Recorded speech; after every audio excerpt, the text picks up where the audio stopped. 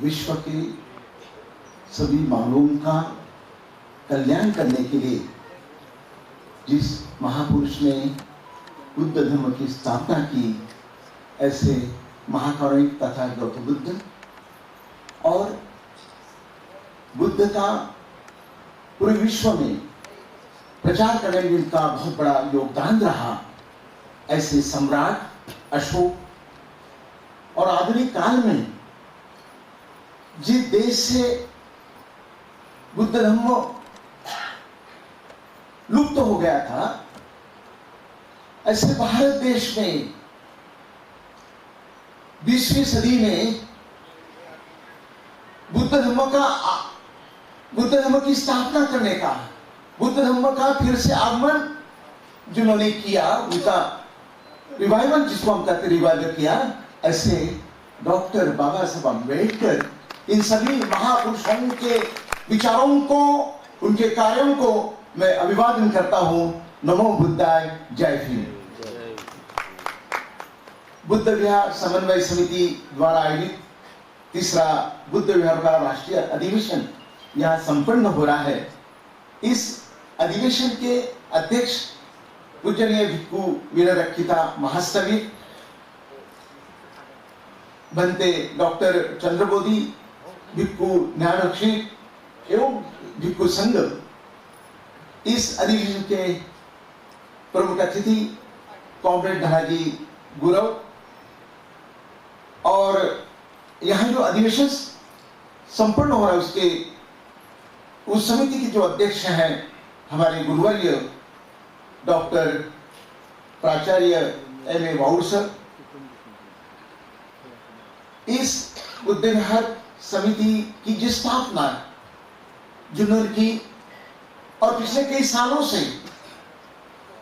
अलग अलग राज्यों में घूमकर बुद्ध विहार का समन्वय कैसा हो इस बारे में जो सोचते हैं और काम कर रहे हैं, ऐसे इसके मुख्य संयोजक हमारे मित्र माननीय अशोक सरस्वती बौद्ध जी, उनके साथ में डॉक्टर आनंद भालेराव जी हैं, सुकाणु समिति के अध्यक्ष माननीय राजानंद सुरेकर साहब, प्राध्यापक भारत सिरसाट, स्वागताध्यक्ष प्राचार्य डॉक्टर सुनील वाकेकर, चेतन कांबे, यहाँ उपस्थित प्राचार्य घनश्याम धाबड़े जी, प्राध्यापक घनश्याम धाबड़े जी, और यहाँ उपस्थित आयुष्मती सूर्यकांता गाड़े मैडम, इस कार्यक्रम का संचालन करने वाले प्राध्यापक भारत सिरसाट, सभी उपस्थित महानुभाव भाई और बहन।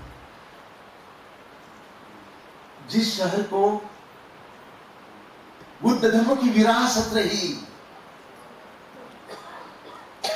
आज जिसको संभाजी नगर कहते हैं, कल जिसको औरंगाबाद कहते थे, उस शहर की एक विरासत रही है।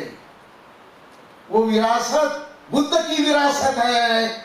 यहाँ जो लेनिया जितनी बुद्ध लेनिया है, भगवान बुद्ध की बहुत बड़ी बड़ी मूर्तियां जो है, ये बुद्ध धर्म की विरासत इस शहर में है। और आधुनिक काल में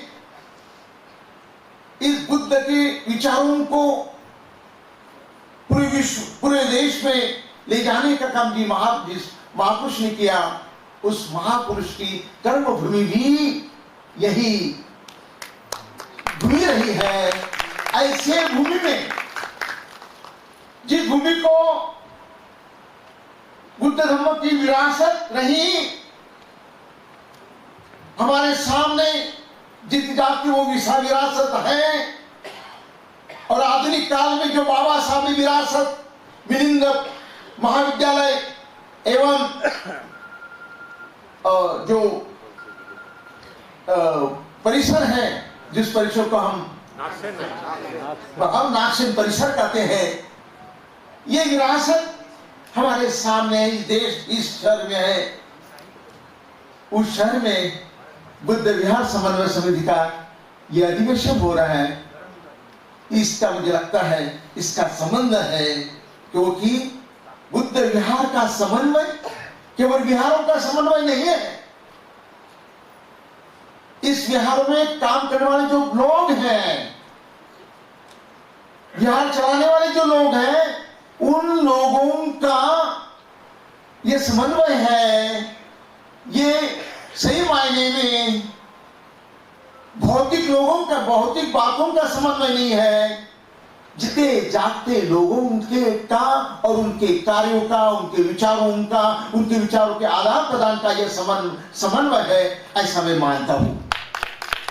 भाइयों, बाबा साहब ने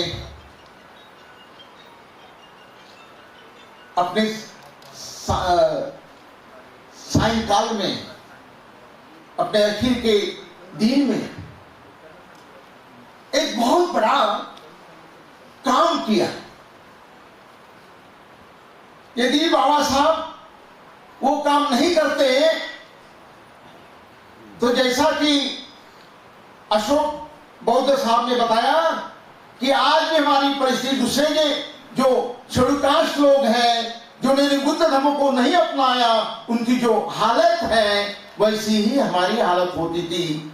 लेकिन महामानव डॉक्टर बाबा साहब अम्बेडकर जी ने इस देश में फिर से बुद्ध धर्म का उदय करने का, पुनरागम यानी रिवाइवल करने का काम बाबा साहब अम्बेडकर जी ने किया और फिर से जिस भूमि से बुद्ध धर्म लुप्त हो गया था, बिहार ऐसी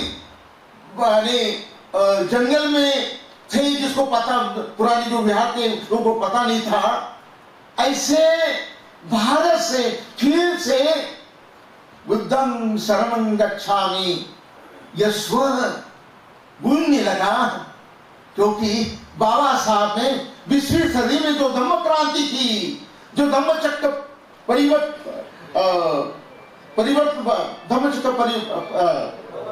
प्रवर्तन किया, जिसको प्रवर्तन कहते हैं, धम्मचक्र प्रवर्तन पाली भाषा में, तो धम्मचक्र प्रवर्तन जो किया वह बात वो बहुत ही ऐतिहासिक है। और आज जो बोध गया का जो आंदोलन चल रहा है, उस आंदोलन को जो ऊर्जा मिली है, वो ऊर्जा बाबा साहब के बौद्ध धम्म के कारण, या बाबा साहब ने जो धम्म क्रांति की उसके कारण ऊर्जा मिली है। 1885 की बात है। टेलीग्राफ में एक आर्टिकल लिखा था 1885 की बात। एक अंग्रेज ने आर्टिकल लिखा था कि बिहार के बोध गया में एक महाबोधि विहार है और उसकी जो अवस्था बहुत ही खराब अवस्था है। यह आर्टिकल श्रीलंका के एक युवा ने पढ़ा और वे जब भारत में आए तब वहां बोध गया गया और वो महाबोधि विहार की जो हालत थी, वो हालत बहुत ही बुरी हालत थी। वो हालत देखकर वो युवक रोया और उस युवक उसने यह निर्धार किया कि बोध गया आंदोलन जो है, बोध गया जो यह विहार है, इस विहार का आंदोलन मैं चलाऊंगा, ये मुक्ति आंदोलन चला। इस प्रकार का निर्धार 1885 में उस युवक ने किया था। और बाद में हम देखते हैं 1891 में वही युवक अनागारी का धम्मपाल बन के भारत में आए और उन्होंने वो आंदोलन चलाया। उस वक्त भारत में बौद्ध लोग नहीं थे और जो कुछ हो गए बहुत ही कम संख्या में थे। आजकल जो आंदोलन बोध गया में चल रहा है और बिहार के अलग अलग भागों में जो आंदोलन चल रहा है, वहां की जो वीडियो जो आ रहे हैं उसमें हजारों की तादाद में लोग उत्तर प्रदेश, बिहार आदि राज्यों से आकर उस आंदोलन को ऊर्जा दे रहे हैं। अनागारिक धम्मपाल ने जब यह आंदोलन किया था, उस वक्त अनागारिक धम्मपाल अकेले थे। 1991 में जब सुरेश ससाई ने वो आंदोलन चलाया, उस वक्त कुछ लोग उनके साथ में थे लेकिन अभी जो आंदोलन चल रहा है पूरे भारत के लोग, भारत के बौद्ध उनके साथ है, क्योंकि बौद्धों की संख्या बड़ी है और बुद्ध धर्म का प्रचार चल रहा है। बाबा साहब का जो सपना था कि यह देश प्रबुद्ध भारत होना चाहिए, क्योंकि यह बुद्ध का देश था, बुद्ध के विचार पर चलने वाला ये देश रहा, बुद्ध की विरासत है।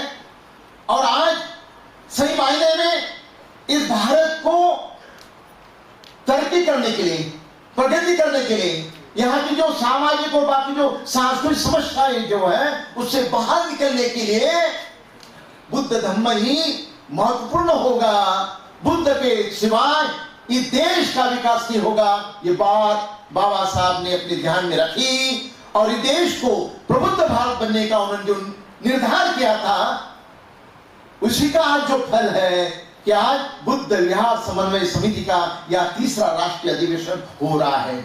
क्योंकि आजकल गांव-गांव में बौद्ध विहार दिखाई देते हैं, केवल महाराष्ट्र में नहीं, उत्तर प्रदेश, मध्य प्रदेश, बिहार या तमिलनाडु, आंध्र प्रदेश, कर्नाटक आदि राज्य जो या राजस्थान है, इन सभी प्रदेशों में बुद्ध विहार दिखाई देते हैं, क्योंकि वहां के लोग बौद्ध बने हैं।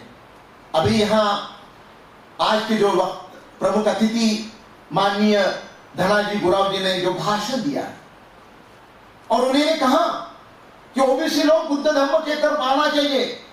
इस देश के सब लोग, ब्राह्मण को छोड़कर सब लोग बौद्ध थे। बौद्ध धर्म इस देश के जो ओबीसी है, यष्टि यसी जो है, उनकी विरासत है। हमारा प्राचीन धर्म ही बौद्ध धर्म था, न हमारा प्राचीन धर्म ब्राह्मण धर्म था, न हमारा प्राचीन धर्म वैदिक धर्म था।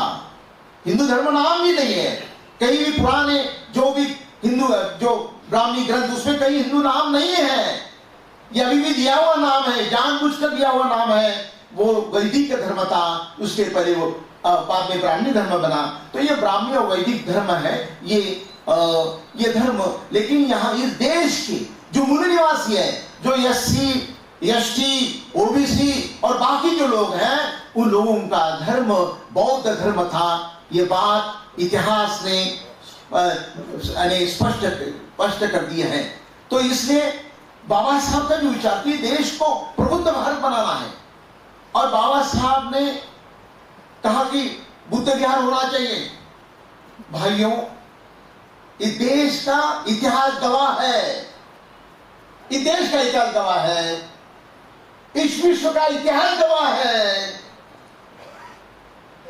इस देश में नहीं बल्कि इस विश्व में शिक्षा का जो प्रचार प्रसार हुआ, उसकी शुरुआत कहां से हुई? विश्व में जो विज्ञान का प्रचार प्रसार हुआ, उसकी शुरुआत जो हुई है, वो शुरुआत बुद्ध विहार से हुई है। तक्षशिला, नालंदा, रत्नागिरी, उदंतपुरी, वल्लभी, नागार्जुन आदि बौद्ध विश्वविद्यालय जो निर्माण हुए हैं, उन विश्वविद्यालय जो नाम मिला है, वो नाम उनकी विहारों का नाम मिला है। शिक्षा का शिक्षा जो शुरुआत हुई है शिक्षा की इस देश में और पूरे विश्व में, तो उसका इतिहास जो है वो बुद्ध विहार से चालू होता है। क्योंकि भिक्षु को सीखना पड़ता है, बुद्ध धर्म पढ़ाया जाता है। मैं आपको बताऊं कि यदि आपको देखना है कि बुद्ध विहार क्या होते हैं, बुद्ध विहार किस प्रकार का होता है, बुद्ध विहार ये ज्ञान का प्रचार और संस्कार का केंद्र कैसा है, उसका एक उदाहरण कर्नाटक में है। कोई कर्नाटक के कोई लोग आए हैं? कर्नाटक के लोग आए कोई? कर्नाटक में मैसूर नाम का शहर है, आपने मैसूर का नाम सुना होगा, बहुत प्रसिद्ध शहर है। उसके कुछ 50-60 दूरी पर, 50-60 किलोमीटर की दूरी पर बायकुप्पे नाम का एक नगर है। बायकुप्पे नगर बोलने से वो विहार है, बायकुप्पे। उसको गोल्डन टेम्पल भी कहा जाता है। और वो जो विहार है करीब करीब 50-100 एकड़ पर वो निर्माण किया वो विहार है। और उस विहार की तरफ आप जाते तो आप देखेंगे जिधर उधर आपको पीला वस्त्र धारण किए हुए केवल बौद्ध भिक्षु ही नहीं तो 5 साल की उम्र से लेकर 70-80 के उम्र तक के लोग वहां आपको पीले वस्त्र में दिखाई देते हैं। और वहां पता चलता है कि बचपन से ही सामने को भिक्षु एक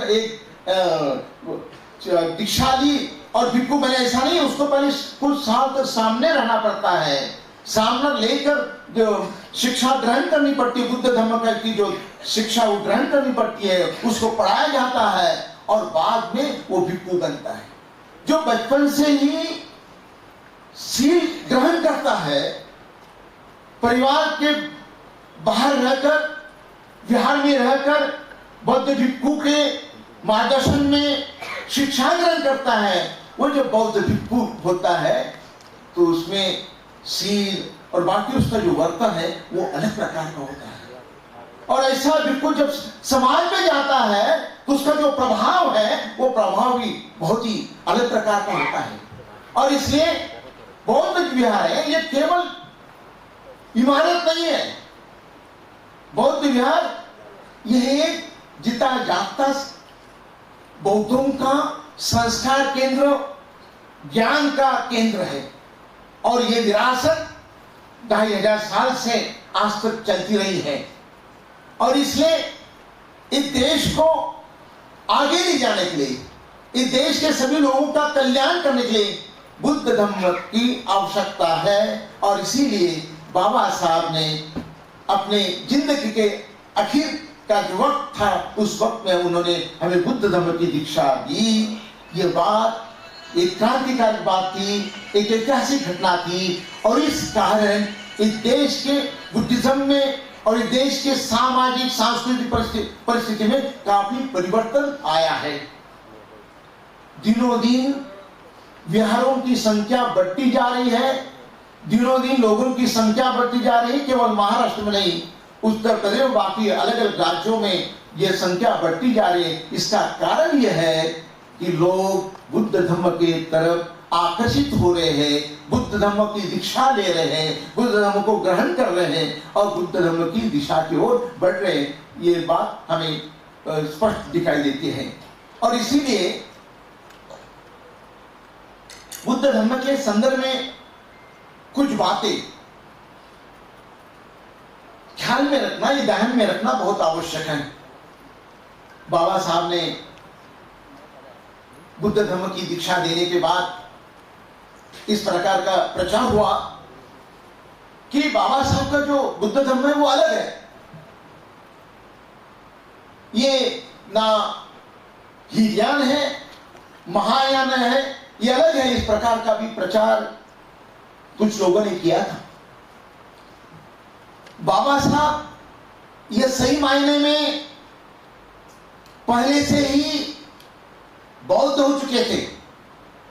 1956 में वो बौद्ध नहीं बने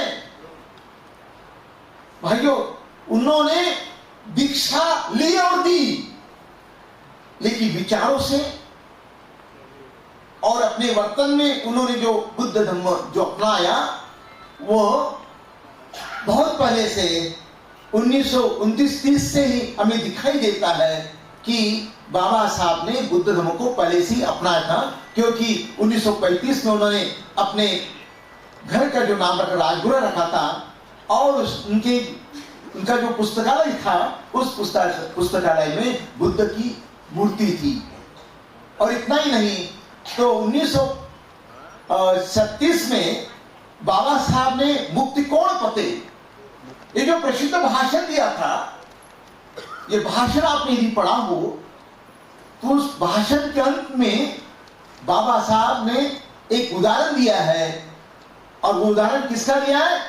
बुद्ध और आनंद, इनका जो संवाद है, इस संवाद के संदर्भ में बाबा साहब कहते हैं कि बुद्ध का और आनंद का संवाद है और इसलिए वो कहते हैं कि बुद्ध ने जो हमें एक संदेश दिया, अतदीप हो, कि खुद ही खुद का प्रकाश बनो। ये जो विचार है, ये संदेश बाबा साहब ने 1936 में मुक्ति कोण पते इस भाषण में ही दिया था।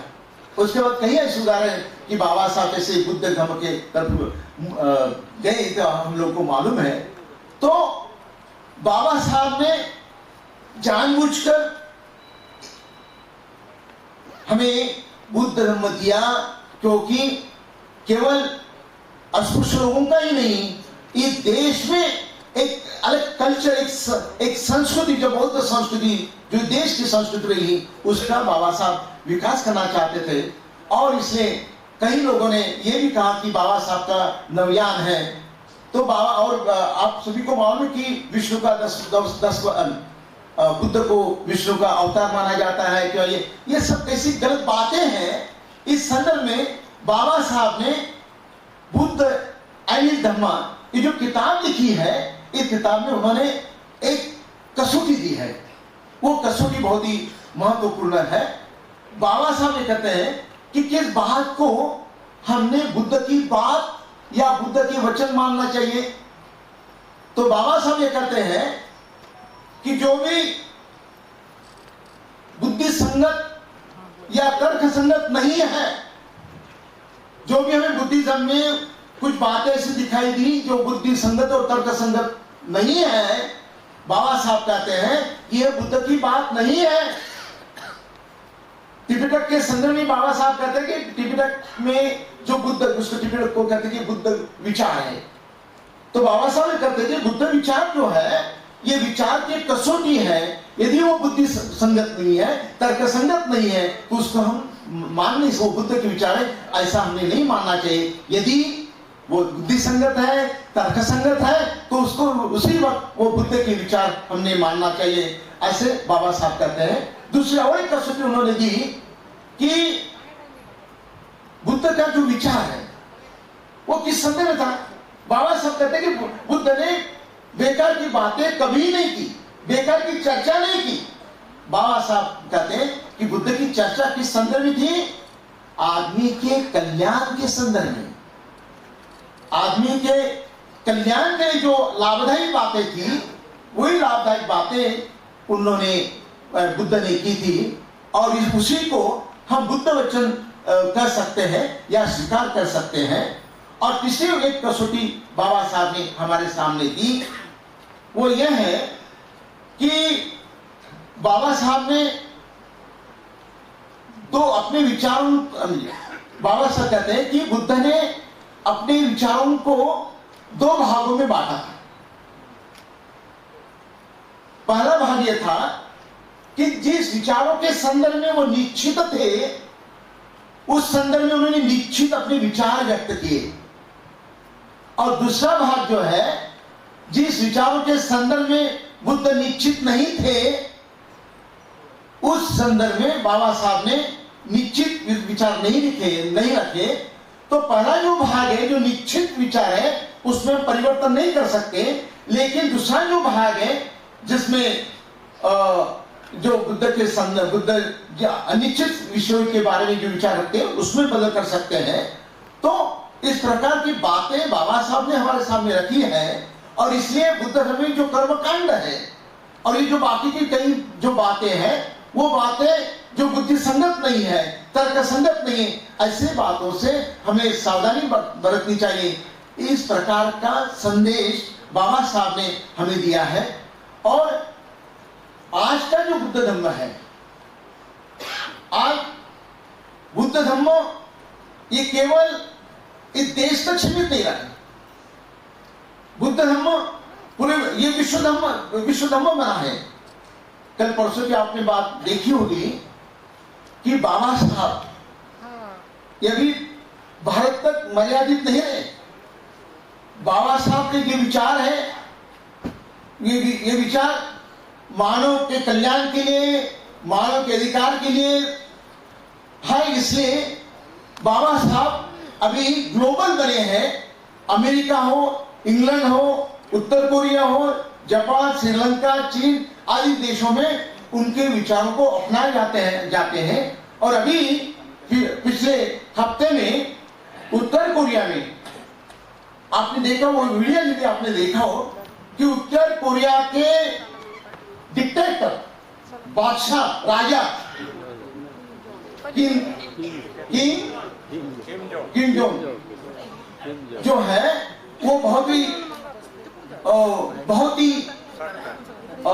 जिसको बोले कि एक डिक्टेटरशिप, और उन्होंने अपने देश के राजधानी के शहर में अम्बेडकर जयंती इस तरह से मनाई कि उन्होंने ये कहा कि बाबा साहब ये विश्व पुरुष है, उनके विचारों की आज आवश्यकता है, और बाबा साहब के विचार हम अपने देश में, अपने राज्य, अपने देश में पढ़ाएंगे। इस प्रकार उन्होंने ऐलान किया है। एक डिक्टेटर भी बाबा साहब के सामने कैसा झुकता है, इसका ज्वलंत उदाहरण है।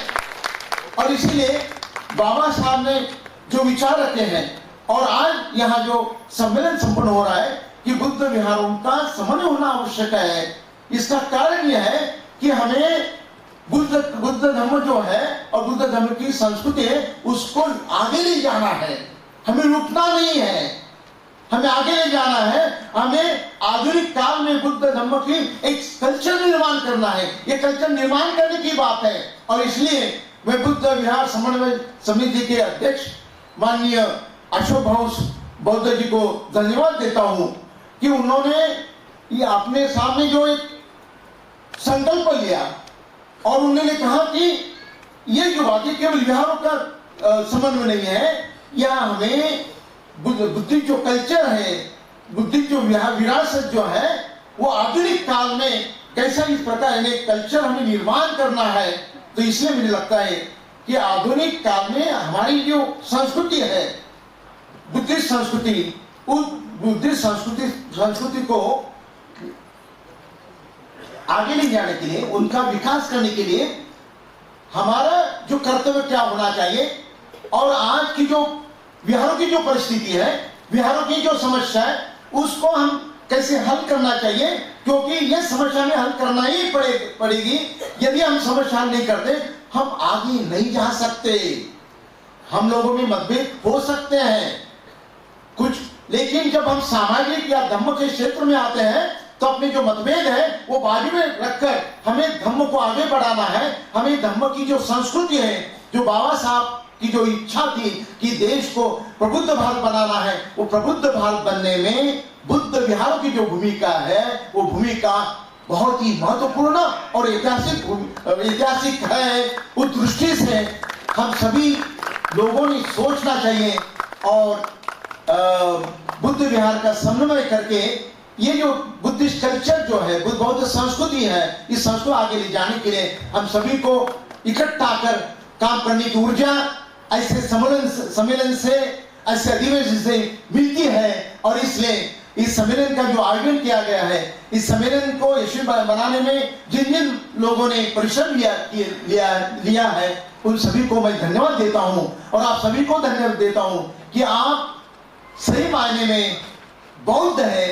आप केवल मन से बौद्ध नहीं है, या आप केवल नाममात्र बौद्ध नहीं, तो जो लोग विचारों से और जागरूक अवस्था में रहकर बुद्ध धर्म के संदर्भ में सोचते हैं, वही लोग सही मायने में बौद्ध है। और आप नाममात्र बौद्ध नहीं, आप जितने जागते बौद्ध है, विचारों से, मन से बौद्ध है। इसलिए मैं आपको फिर से धन्यवाद देता हूं। जय भीम, नमो बुद्धाय।